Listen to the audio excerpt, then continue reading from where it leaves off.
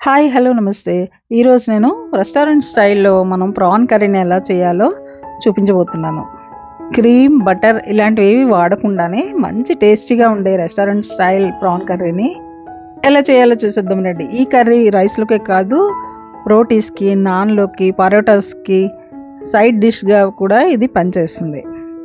So, అసలు late చేయకుండా రెసిపీలోకి వెళ్ళిపోదాం. Welcome back to Hindus family home recipes.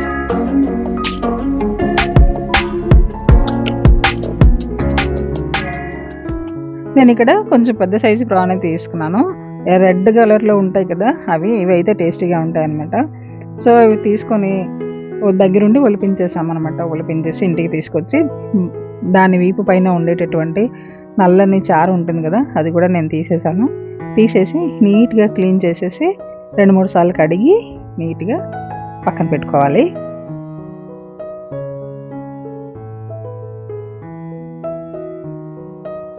ముందుగా ఒక మిక్సీ జార్ తీసుకోండి.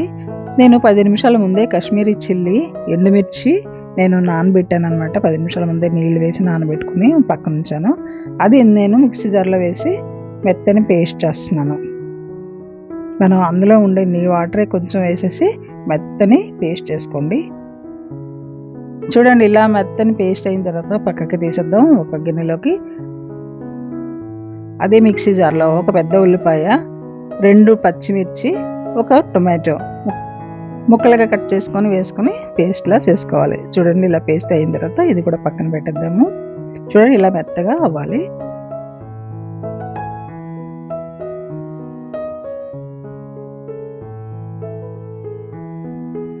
కర్రీ చేసుకోవడానికి ఇలాంటి వెడల్పాటి ఒక కంటైనర్ తీసుకోండి మీరు. ఒక కడాయి లాంటిది తీసుకొని అందులో 2 టేబుల్ స్పూన్ల నూనె వేసుకోవాలి. టేబుల్ స్పూన్ నూనె అని చెప్తున్నాను నేను, స్పూన్లు కాదు. 2 టేబుల్ స్పూన్ల నూనె వేసుకొని ఇందులో ఒక అర స్పూన్ జీలకర్ర, 2 పచ్చిమిరపకాయలు సన్నగా పొడవుగా తరిగి వేసుకోవాలి. అలాగే ఒక 2 పెద్ద ఉల్లిపాయలు చిన్న చిన్న ముక్కలుగా ఇలా కట్ చేసుకుని వేసుకోవాలి. సో, ఇది కాస్త ఎర్రగా వేగాలి. ఎర్రగా వేయించేయండి.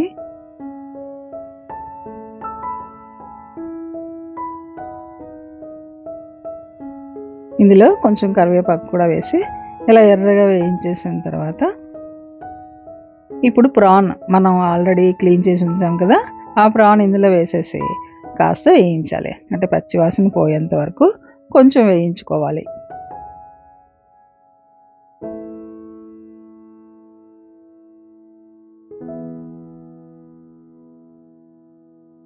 ఇలా కాస్త వేయించుకోవాలి. ఇలా వేయించుకున్న తర్వాత ఇప్పుడు మనం పసుపు ఒక అర స్పూన్ వేసుకోవాలి.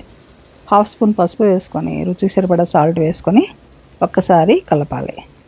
ఒక్కసారి కలిపేసి మూత పెట్టి సిమ్లో పెట్టి ఒక 5 నిమిషాలు మగ్గనివ్వాలి.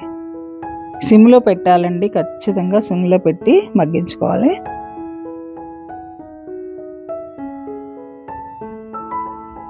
ఒక 5 నిమిషాల పాటు ఇలా మగ్గిన తర్వాత చూడండి, ఇలాగా బాగా మగ్గింది కదా! నూనె అంతా కూడా పైకి తేలింది. ఈ టైంలో మనం రెడ్ పేస్ట్ చేసుకున్నాం కదా, రెడ్ చిల్లీ పేస్ట్ అదొక స్పూను, అలాగే ఉల్లిపాయ పేస్ట్ ఒక 2 స్పూన్లు వేసుకొని, ఒకవేళ నూనె చాలకపోతే ఇంకొక స్పూన్ నూనె వేసుకోండి. ఈ పేస్ట్ ఇలా వేసేసి కాస్త ఒక 2 నిమిషాల పాటు ఇలా కలుపుకోవాలి.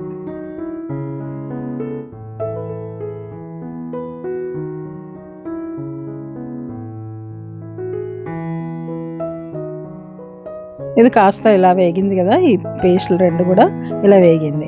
వేగిన తర్వాత ఇప్పుడు కారం ఒక స్పూన్ వేసుకోవాలి, పచ్చికారం. తర్వాత అల్లం వెల్లుల్లి పేస్ట్ 1.5 స్పూన్ వేసుకోవాలి. కేజీ కదా, కేజీకి 1.5 స్పూన్ అల్లం వెల్లుల్లి పేస్ట్ అయితే సరిపోతుంది. ఒక్కసారి బాగా కలిపేసి కొంచెం వాటర్ని ఇందులో వేసుకొని ఇంకొకసారి కలపండి. ఇలా కలిపిన తర్వాత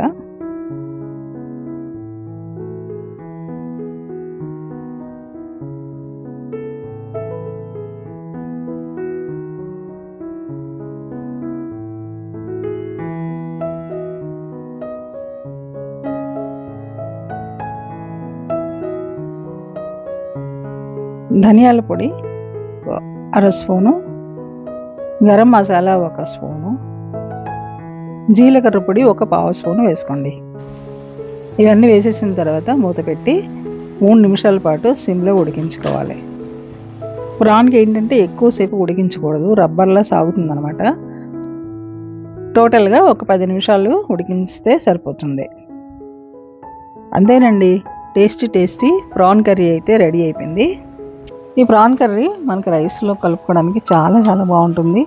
అలాగే రోటీస్, చపాతీస్, పుల్కాస్, పరోటాస్, నాన్లోకి చాలా చాలా బాగుంటుంది.